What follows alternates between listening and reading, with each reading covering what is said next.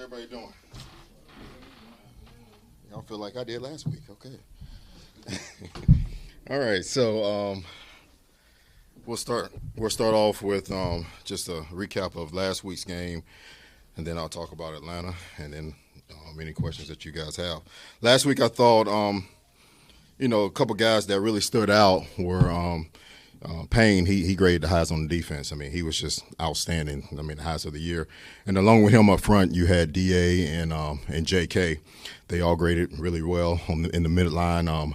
Bobby, he graded out really well. And then on the back end, it was Sean and Trey. And so I thought we did a nice job, and we've done a nice job all year on first down, stopping the run. So that's produce more 2nd and 7+, which gives us the ability to rush the passers. I think we're produced the 4th most 2nd and 7+, and the 3rd most 3rd and 11+. So when saying that allows us to get after the quarterback a little bit more. But it all starts with stopping the run, especially in between the tackles.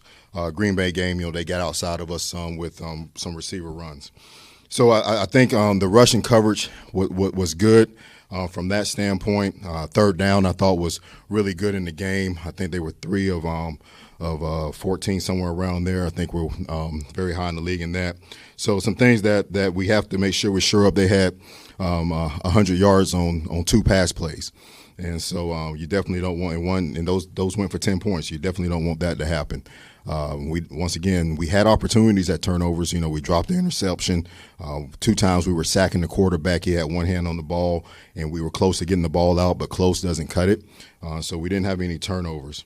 So, that was a recap of what from the Vegas game, but I thought the guys, man, the play style was what we were looking for. We have what we call turnbacks, where either we tackle them behind the line of scrimmage or their head is pointing towards their end zone, and we had 26 of those plays.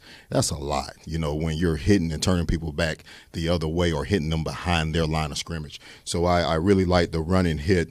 We just have to cut down the explosive plays. We have 9 for the year. That's 3 per game, and that's too many. Now, talking about Atlanta, man, really just a young, talented offense, okay? And it starts with the running back. We put up the key players each week, and, you put the strength and the weaknesses, and I didn't have any weaknesses for the guy, man. I was just like, man, he can do it all. He can run inside, outside. He can catch. He can block. He can run the screen game. He does it all very, very well. So, and then you have London, who's a really good, tough, when I say dirty, he gets in there and block, but he's a receiver, and he blocks like a tight end. And then you get to the tight end Pitts, he runs like a receiver, and he's very talented. I think he's having a good year. And the quarterback, really good arm talent. The ball pops out of his hand. He could throw it deep. He could throw, make any throw. And then the line, the veterans, Matthews is still there. The guards, they're blocking as a unit. So I know people are going to say, what happened to them last week? Well, guess what? What happened to us in Green Bay? We did not want that to happen twice, so they're not going to want that to happen twice. So they're going to come out ready to play. Raheem's a hell of a coach. He knows both sides of the ball, and he's going to have those guys ready to rock and roll. So with that, any questions? There we go. With Bijan, going back to him, and just what else makes him that special and hard to stop? Like I said, he can do everything. Okay, he has the ability. If you start crashing the inside to stop the inside run, he can beat you to the perimeter, and he's fast enough to outrun people. He runs with power. He has a jump cut. He can run in between the tackles. The screen game, they haven't run a lot of screens, but he can catch the ball. You can put him out at receiver. He can run slants. He's just a complete football player, and I just really enjoy watching his film because he does it all. And then you talk about the explosive plays in the pass game. Like, what is there a theme, and what are you doing to help cut down on those? It's really not a theme from this last game. We just didn't do our damn job. Cover the guy and send the ball where we're supposed to send it. So every coverage that we have, there's rules to it, and we want to send the ball. So in certain coverages, if they catch the ball on the out route, nothing's going to be said because we have other coverages for that. If they catch the ball here or there, we have, but if you're not defending where it's supposed to be defended, it's going to be an issue. And so we just got to the players and they have to do their job there. So, and I got to make sure they do it. Will Harris out, unfortunately, but you guys have a deep group back there. How do you kind of see it shaking out? Yeah, first, I hate that Will, is out, but tough player, went back out there and played on it for another player too. So, Revo, we talked about Revo during training camp, not training camp, but even before then, during the spring. Man, he's deserved this time. And the thing that I said was, how do we pull him away from special teams? And that's going to be the challenge. And that's what we have to work at, because he is our special teams ace. But you saw the play he made on 3rd and 1, just diving in there. He's a physical guy. He's a guy that I do feel like can produce the ball. He's smart. He communicates well. So, his role would definitely pick up. T.O. will have to pick up his role. And now that we have Savage here, Jason Simmons had Savage in Green Bay. And I remember when he first got him, he called me. He's like, man, this dude is the smartest rookie I've ever had. And so when he got here a couple of days ago, we have our concept teaching that we put on our iPad. He was popping off our defense because he had gone through our film already, and so or the concept tapes. So he's an extremely smart guy, and so hopefully he can grasp it soon, and so we can get him out there. And then I think late in the game at one point, I think you had like 3 starters on the back end out. How did you feel the guys stepped up in their absence? That made it a little bit difficult from a play call standpoint, because we had people in spaces that they hadn't practiced. So the call sheet really shrunk down to really 3 calls, and especially the last drive, when they hit that long ball. And so but that's football, you know what I'm saying? It happens. Like I said, injuries are just like, catching and tackling. We have to fight through it. The game was, we had control of the game at the time, but we didn't want to put guys in harm's way and calling calls that they really weren't comfortable with. So we kept with, 3 calls at that time of the game. I think through 3 weeks, every week you've at some point highlighted J.K. and the way he's played. Just as a whole through 3 weeks, what has he added to your defense this year? Yeah, I begged for the young man last year when he went to the Jets, and I sort of chuckled when people were saying negative things about him. He is what we needed at that position. He's a penetrated, disruptive man. Okay, and so and now what has that done for Payne? All right. Payne doesn't have to – he's not going to get all the doubles. He's not going to get – because they got to take care of 99. And then once they take care of 99, now they got to take care of 94 at times. And so now 92, all right, he's had a sack every game. And everybody talks about Frankie not having a great year. Yes, Frankie is having a good year, okay? All right, people aren't going to allow Frankie to do what he's done. I'm going to answer your question.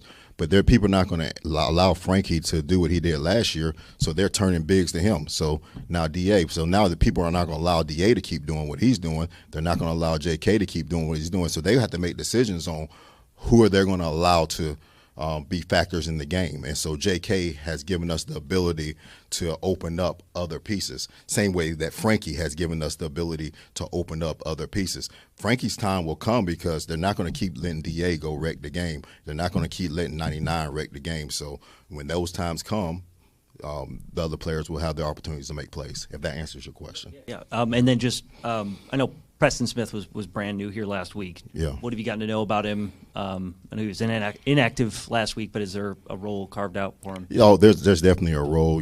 Once again, he was in Green Bay with Simo, so have history with him there. And then we played him in the playoff game here, so I know the guy. I know he has the ability to get to the quarterback, and he's smart. He understands the scheme, similar to some of the stuff that he's done before. So it's just really him getting into football shape and ready to go. But from a mindset, he's a smart man that understands what we're doing. Yeah. What do you make of Penix? Penix? Yeah. I think, man, the ball pops out of his hand. He's a strong arm guy that moves better than people thinks. He put a ball in on that 4th and 13 last year up the seam against us that shouldn't have got in there in the coverage that we were in, but he got it in there. And so he's just a talented, strong arm guy, and Raheem's going to make sure that he puts him in position that he's going to be successful. With Dorrance, I know you mentioned that he's obviously partly feeding off his teammates, but for him as an individual, it's been a really strong start to the season with a sack in every game. What has he been doing that's made him so effective so far? Yeah, I know. I'm not trying to minimize what he's done. Now we saw this coming because of the way that he worked during the off season, and he's playing his best ball because of the work that he's put in. I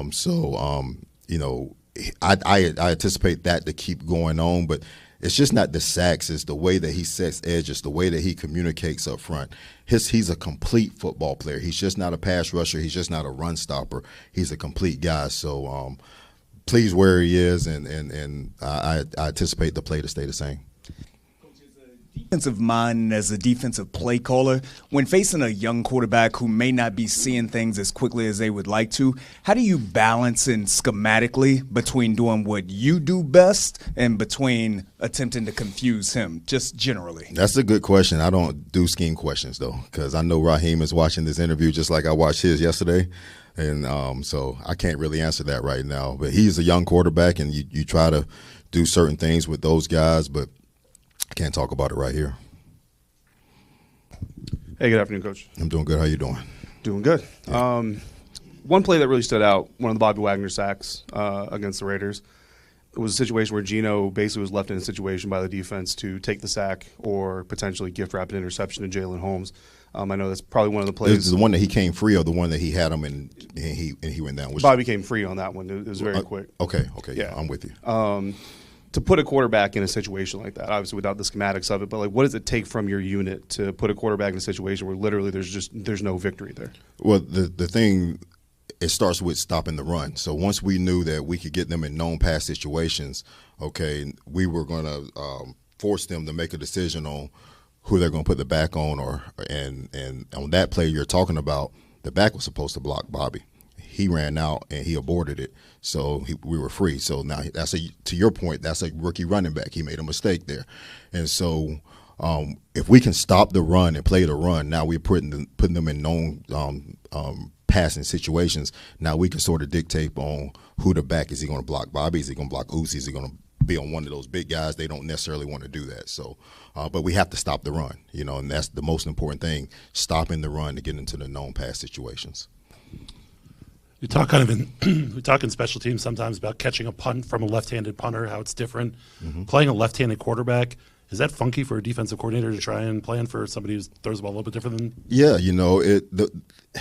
I could think all the way back. I wasn't the coordinator at the time, but we were playing the Eagles, and I can't remember the starting quarterback. Mike Vick was the backup, and we hurt the starter, and we had shifted. We had our best cover guy on the left side, and then when Mike came in, he scored a touchdown, and I didn't flip the corners, and he scored a touchdown on a rookie corner that I had in there, and I should have put him on the backside hand of the quarterback, and I didn't do it, and so things like that, you understand, okay, which way, typically right-hand quarterbacks throw better to the right. All right, some can throw. Which way do we need to roll the coverage? Are we going to, roll left or right, depending on where the ball goes? But it just spins out of their hands different for the guys catching it also.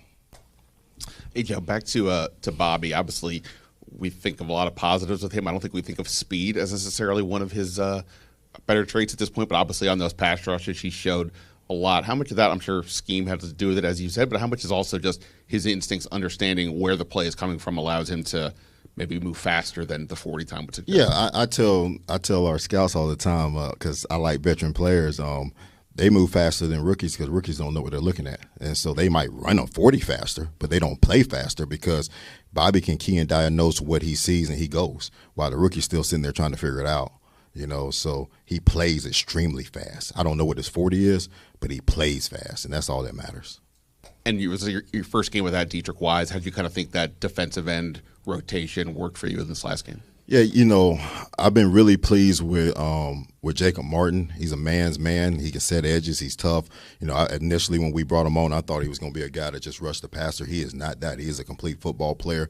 So I've been pleased with him. Baptiste was able to get in there and start to do some things. I was pleased with what he did. And then we brought Jalen Holmes up, and he's a big square body that can play inside and outside. So I thought the front I think they played really well all three games, to be honest with you.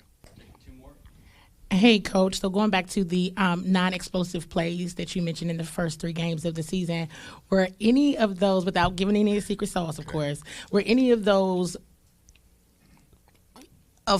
is it just football, or is it one of those things where it's like, okay, yeah, we were not in the right spot? Okay, like the ones in Green Bay, we guy was free, right? We didn't play that one correctly.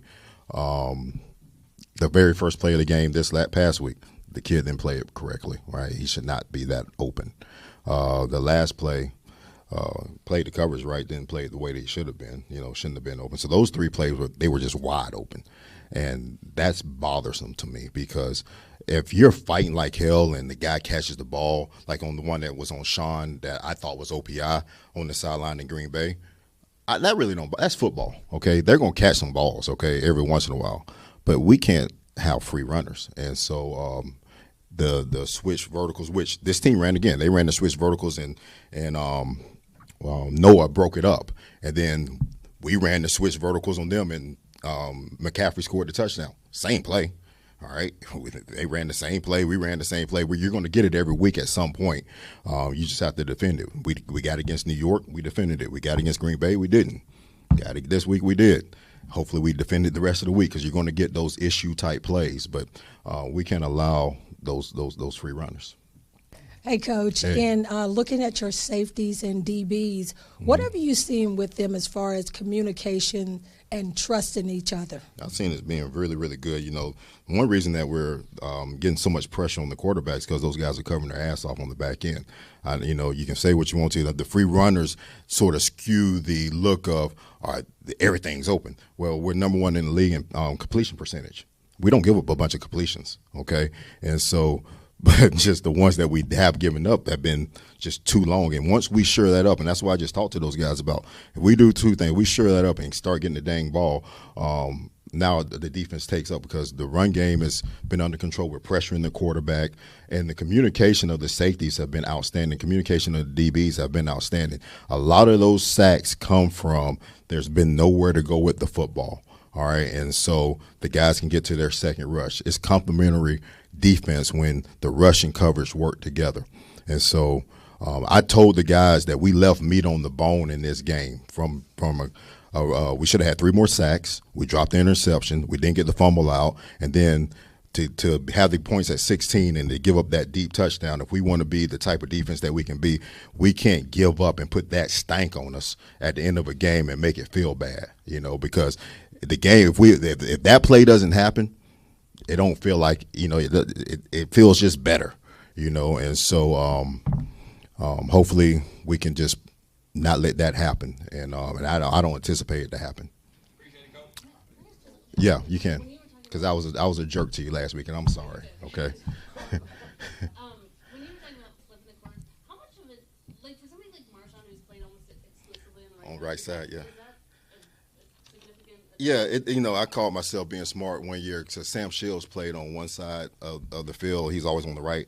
I said, man, I'm gonna put him on the left, and he didn't play as well over there. And I put his butt right back on the right, because that's where he made his living. So to that point, yes, but Sean can play because he's matched before a lot, and so once Sam got to matching, it didn't really matter putting him left and right. So Sean has matched, so he can play left and right, and Trey can play left and right as well. That's a very good question. All right, y'all have a great one.